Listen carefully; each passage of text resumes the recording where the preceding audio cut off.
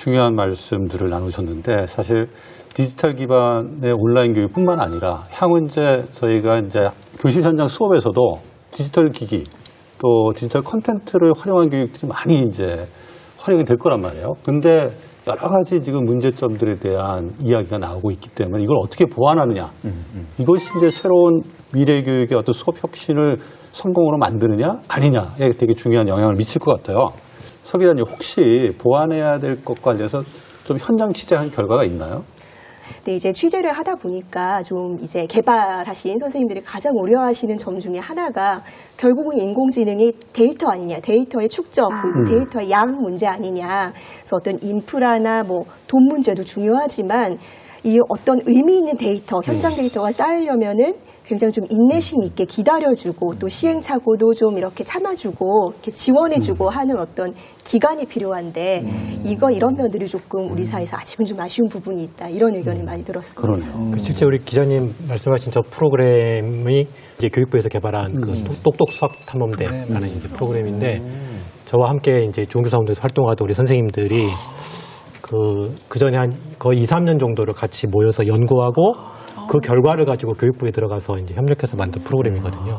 굉장히 많이 시간들이 걸렸고 실제 학생들에게 적용해보고 그 데이터를 가지고 이제 만든 프로그램이에요. 그래서 저는 앞으로 우리가 온라인 콘텐츠 만들 때 저는 그 현장 교사들이 실제 좀 적용해보고 그 효과들을 좀 검증해서 그 검증된 프로그램들이 좀 학교로 보급될 수 있는 하나의 그 메커니즘을 좀 만들어 놓을 필요가 좀 있다. 좀 이런 생각이 좀 들고 그리고 그 이제 콘텐츠라고 하는 게 어떤 누가 이렇게 목적을 정해놓고 만든 것보다 그때그때 현장에서 필요한 것들을 많이 만들어내고 그것들이 좀 이렇게 저수지처럼 콘텐츠 저수지처럼 한 곳에 좀 이렇게 모이게 하는 게 그 현장 교사들이 쓸 때는 그때그때 필요한 것들을 찾아 쓰기 좋거든요. 그래서 좀 그런 개념들이 우리가 이제 콘텐츠를 활용하는 부분에서 좀 고려될 필요가 있고 아까 초반에 우리가 이제 그 저작권 이렇게 얘기 좀 했었었는데 뭐 외국 같은 경우는 그 일반 방송사에서 만들어 놓은 좋은 영상 콘텐츠들을 쓸 수 있도록 그 회사들과 교육부가 좀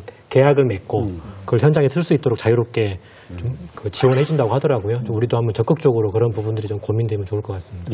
근데 그 1인 1기기가 이제 지금 말씀하시면서 아까 빅데이터도 얘기했는데 빅데이터가 모든 학생들 전체적인 흐름도 있지만 실은 1인 1기기를 가지고 학생들이 계속 거기에서 입력을 하고 공부를 해가잖아요. 그러면 말씀하신 것처럼 이 아이는 내림차순에 문제가 있구나. 이 아이는 받침에서는 뭐가 문제가 있구나. 그래서 그 학생의 수준을 계속하면서 어떻게 지도할지가 나와요. 너무 좋아요. 그래서 이제 1인 1기기가 그만큼 중요한 거죠. 그러니까 저희가 지금까지 디지털 기반 교육에 대해서 이야기를 나눠봤는데 아까 서 기자가 꼽은 두 번째 키워드가 공유와 협력이거든요. 그 주제로 좀 넘어가겠습니다. 네. 교육 현장에 실제 공유와 협력이 잘 이루어지고 있는 그런 사례들이 있었나요? 코로나 전국에서. 예, 그렇습니다. 사실은 지난해 이제 원격 수업을 떠받쳐왔던 어떤 저력, 이 근본에 뭐가 있는지 하나만 꼽으라라고 한다면 교사들의 커뮤니티였습니다. 그래서 뭐 1만 커뮤니티라든지 전국적으로 어떤 선생님들이 굉장히 연대를 해가지고 서로의 자원을 하나에 뭉치고 굉장히 협업하면서 이 온라인 수업을 단기간에 좀 정착을 시켜온 측면이 있습니다. 사실 이 온라인 공간이라는 게 대면 수업과는 좀 환경이 달라서 사실은 좀 공유하고 협력하고 하지 않으면은 이 기본부터 지탱하기 좀 어려운 측면이 있는 것 같습니다. 그래서 이 원격 수업 체제에서 공유와 협력이 굉장히 일상화된 측면이 있었고요. 이것을 조금 더 미래지향적으로 본다면은 이 초중등 교육에서는 특히 고교 단계에서 고교 학점제라는 것이 지금 이 단계적으로 좀 도입이 되고 있습니다. 그래서 여기서도 굉장히 공유와 협력이 중요한 역할을 하는 게요. 이게 교육에서 항상 격차 문제가 굉장히 좀 고질적인 문제인데 어떤 서울 강남과 저기 도서지방의 어떤 분교에 인프라를 맞추는 거는 사실은 좀 영원히 불가능한 문제거든요.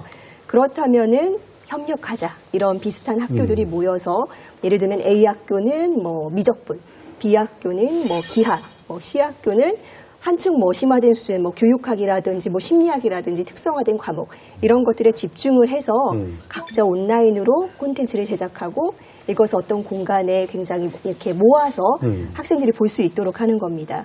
그러면 이제 학생들 입장에서 굉장히 선택권이 늘어나게 되는 거죠. 선생님, 어찌거나 이게 코로나19 시대에 지금 이제 이야기했던 어떤 그런 연대, 이런 것들이 학교 현장에 네. 좀 강화했으면 좋겠는데 어떤 식으로 나올까요, 이게?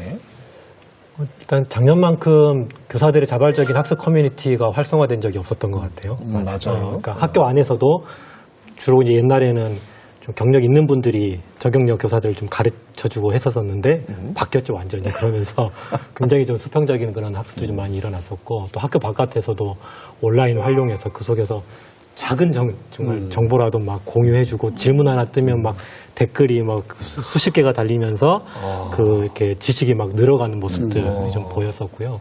저는 이 경험을 우리 그 교직사회가 잘 저는 좀 기억하고 활용해야 된다라고 생각을 하고요. 그 아까 말씀하셨던 그 온라인 플랫폼 이제 작년에 했던 시행착오들을 우리가 좀 많이 보면서 좀 그것들을 어떻게 더 활용할 것이냐. 그래서 어떤 그 학교만의 어떤 장점 있는 수업과 우리 학교의 수업을 같이 연결하는 게 좀 필요할 것 같고, 저는 학교가 좀 더 좀 문을 좀 개방해야 된다고 생각해요. 그래서 학교가 이제는 학교 혼자만의 힘으로 학생들의 어떤 필요한 교육을 충족시킬 수 있다라고 하는 건 이제 시대는 이제 지났다라고 하는 거고, 좀 학교가 어떤 배움의 어떤 허브, 그 네트워크의 어떤 허브가 돼서 지역사회와 또 옆에 학교와 좀 연결해 가면서 학생들의 필요와 그것들을 좀 이렇게 매칭시켜 줄 수 있는 그런 중심 역할을 좀 학교가 좀 해야 되지 않나, 좀 그렇게 생각합니다.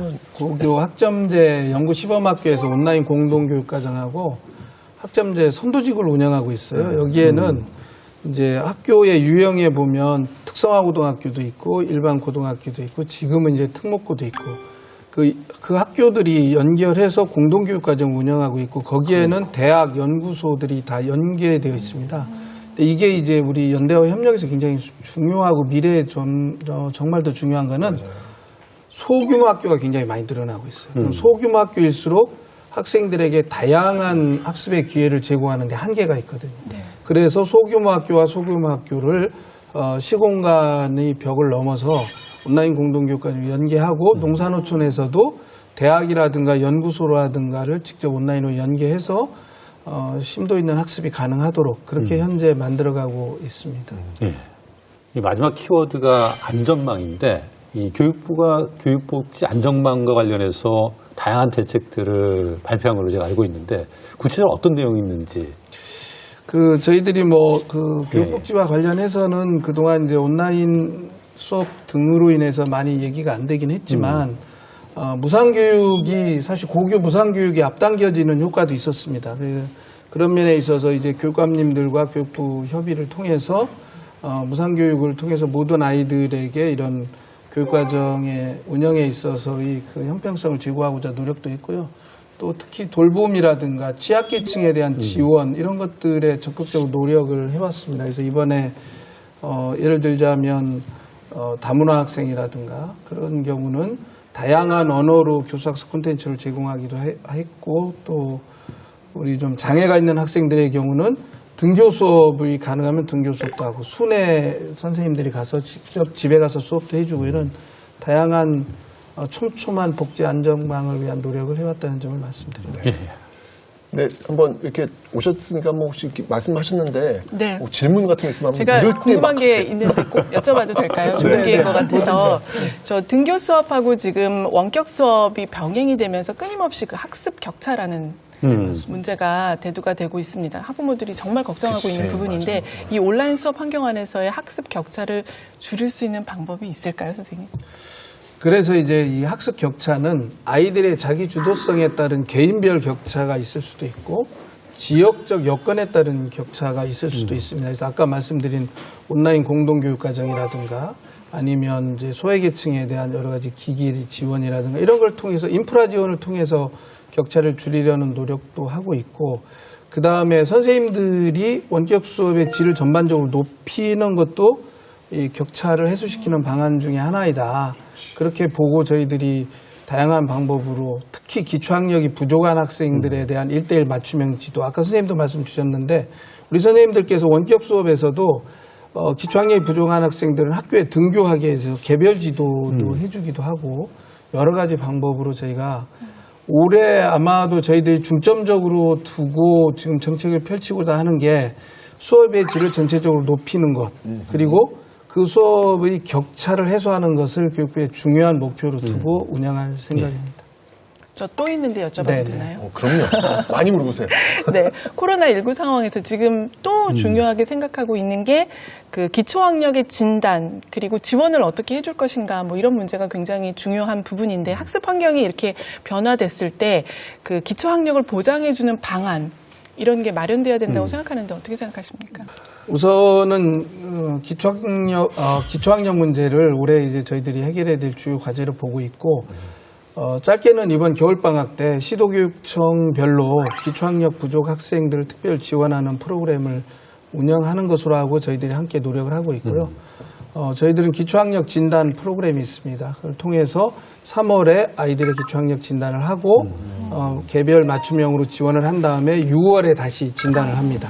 그래서 그에 맞춤형 지도를 하고 있고 그동안에는 이제 학교에서 선생님들이 주로 보고 이 기초학력 진단을 하도록 했는데 지난해부터는 온라인을 통해서 가정에서 부모님들이 기초학력 진단을 할 수 있도록 그렇게 해서 학교뿐만 아니라 가정에서도 기초학력 진단을 하시고 그러면 그 관련되는 내용을 선생님과 상담하셔서 기초학력 보정이 이루어질 수 있도록 그렇게 할 예정이고 올해는 기초학력 지원 센터도 만들어서 체계적인 지원이 이루어지도록 할 예정입니다. 감사합니다. 근데 이제 저희들이 시스템을 만들어 가지고 실행을 하다 보면 원하는 결과가 나오지 않는 경우들이 종종 네. 있어요. 그래서 시스템 설계, 이제 정책은 결국 설계잖아요. 그럴 때 왜 원하는 결과가 안 나올까 이런 걸 고민해야 되는데 집에서 부모와 함께 기초학력을 진단 받아야 될 애들은 안 받아요. 왜냐하면 부모가 거기까지 데려가지도 않는단 말이죠. 그다음에 또 하나 시스템에서 학년 초에 조사하면 이제 기초학력 미달 학생이 어느 정도 나와요. 그래서 학년 말에 조사하면 없어져요. 그래서 새 학년 올라가면 또 나타나요. 그러면 왜 이런 일이 반복되는가? 이제 여기에 대한 시스템 설계도 필요하겠죠. 미국 같은 경우가 그 특수교육 대상 학생 중에 40%가 학습장애거든요. 근데 우리나라는 한 3% 정도만 학습장애로 파악됩니다. 그러니까 그만큼 우리나라 그동안 학습장애에 대해서 그렇게 관심을 두지 못했고 또 그러니까 진단하는 데 조금 일종의 실패했다라고 볼 수 있는 거죠. 그래서 이 부분은 좀 학부모님들도 좀 보셔야 될 게 우리가 특수교육 대상 또는 특별 지원이라고 하는 걸 우리 아이가 뒤떨어지는 걸 확인하는 건가? 그래서 낙인 찍는 건가? 그렇지. 좀 이런 인식을 좀 내려놓을 필요가 있다는 거예요. 그래서 우리 아이가 학습을 하는 데 있어서 부족한 점이 보인다. 그러면 그 부분에 대해서 지원을 받는 게 어찌 보면 당연한 거잖아요. 네. 그래서 적극적으로 좀 학교가 이런 것들을 요청할 때 거기에 좀 응해서 좀 같이 진단도 받아보고 그래서 어떤 부분에 대해서 우리 아이가 좀 지원이 필요한지 좀 같이 교사들하고 논의해서 학교 안에서 지원이 가능하면 학교 안에서 가고요. 또 그것이 좀 더 전문적인 지원이 필요하면 학교 바깥에 요즘에 학습 지원센터 많이 만들어지고 있거든요.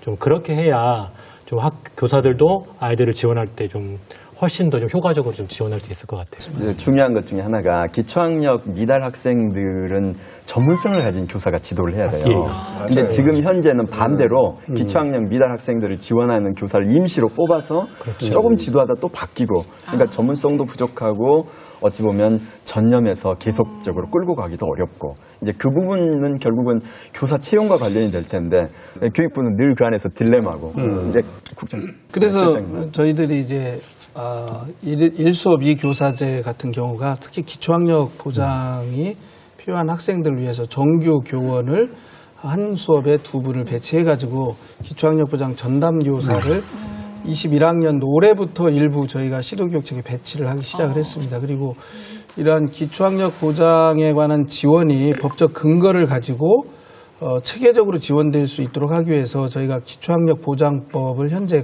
국회에 계류 중에 있습니다. 그래서 신속하게 통과가 되면 앞으로 보다 더 체계적인 지원이 가능할 것으로 보여집니다. 나는 좀 어떤 지원이 좀 있어야 될 것 같은데 어쨌든 우리가 뭐 이건 뭐 원격 수업이니 뭐 지원책이니 뭐 이런 이야기들이 많이 있지만 그래도 미래 교육에서 가장 중요한 건 학교의 역할. 이게 가장 근본적인 고민일 것 같은데 선생님 입장에서는 학교 역할은 어떻게 보면? 저는 이제 요 안전망과 관련해서 최근에 이제 교육부도 교육청도 이렇게 3단계 학습 안전망 말씀 많이 하시거든요. 근데 일단 1단계는 일단 기본적으로 담임교사, 교과교사들이 그 학생들과 수업하면서 계속해서 학습을 좀 점검해주고 좀 부족한 면이 있으면 이렇게 보완해주고 별도 좀 남겨서 또 공부도 시켜주고 한 80% 학생들은 좀 그렇게 해결을 해줘야 됩니다. 그리고 그것이 좀 강력하게 좀 작동이 될 때 거기에서 그 제대로 어떤 지원받지 못하는 학생들이 2단계에서 좀 학교에서 어떤 팀으로 좀 뭐 우리 뭐 두드림이니 뭐 또 다중 지원팀 이렇게 만들면서 하고 있거든요. 네.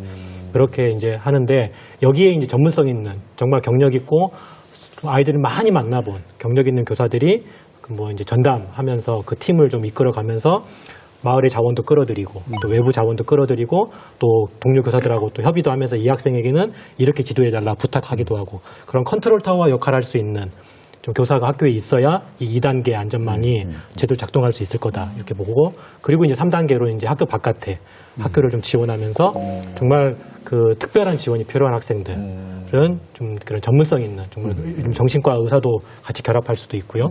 좀 그렇게 하면서 좀 학생들을 지원할 수 있는 안전망. 이렇게 그게 학교가 좀 그렇게 중심이 되면서 할 때 좀 학생들의 학습 안전망들이 좀 갖춰줄 수 있다. 많은 돈이 필요합니다.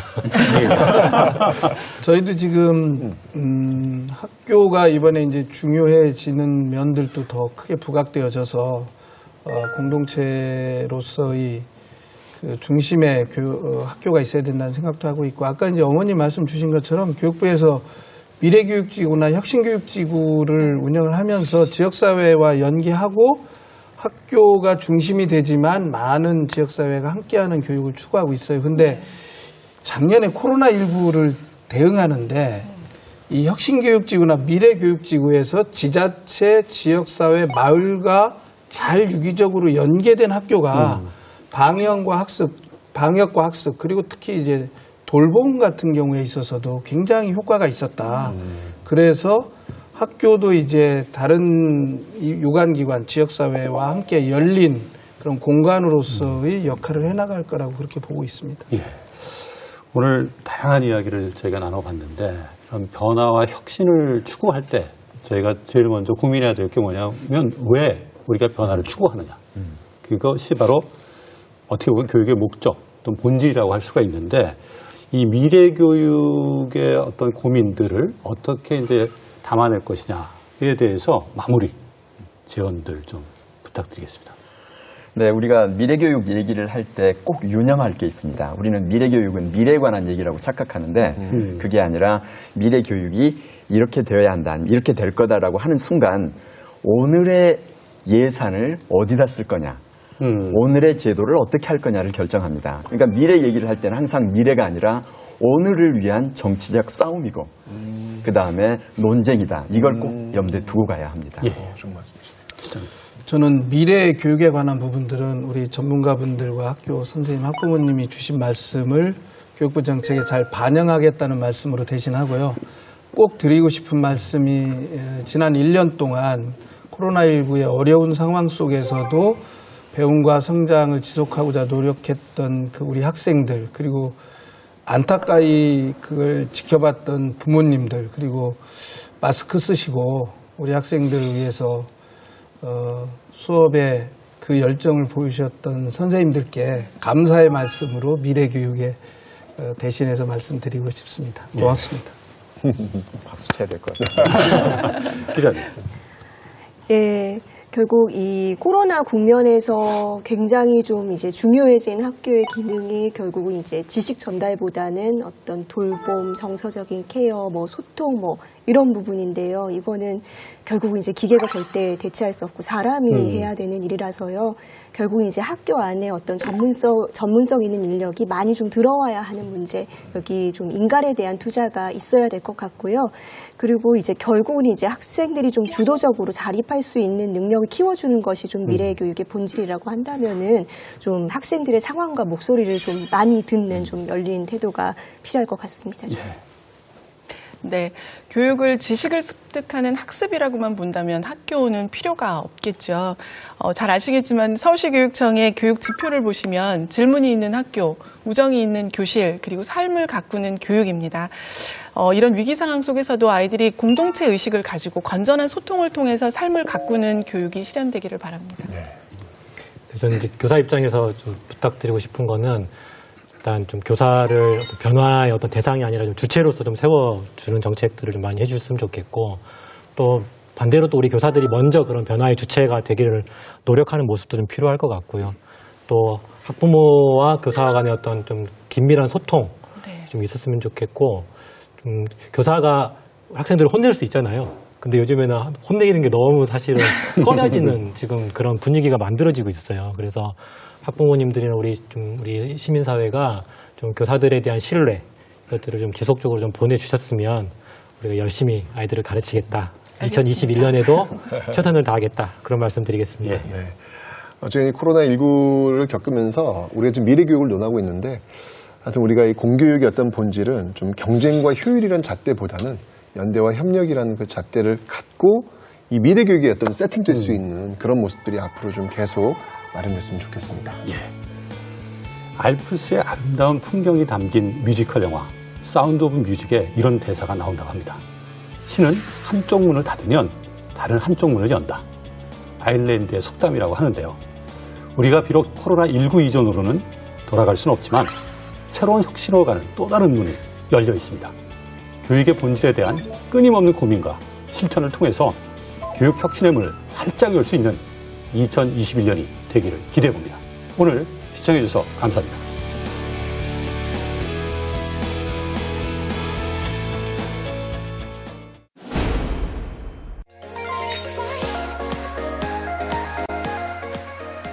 살아 숨쉬는 모든 것이 돈하고 연결되지 않은 게 하나도 없어요. 금융 등을 통해서 사람들이 금융 웰빙, 행복해졌느냐?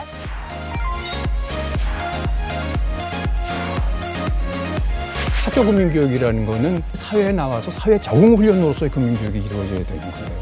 교사가 먼저 금융 역량을 키워서 문제를 해결하면서 스스로 알아갈 수 있게 수업 방식도 좀 바뀌어야 될 것 같고. 돈을 밝히는 학생이 아니라 돈에 밝은 학생을 키워야 한다고 생각합니다.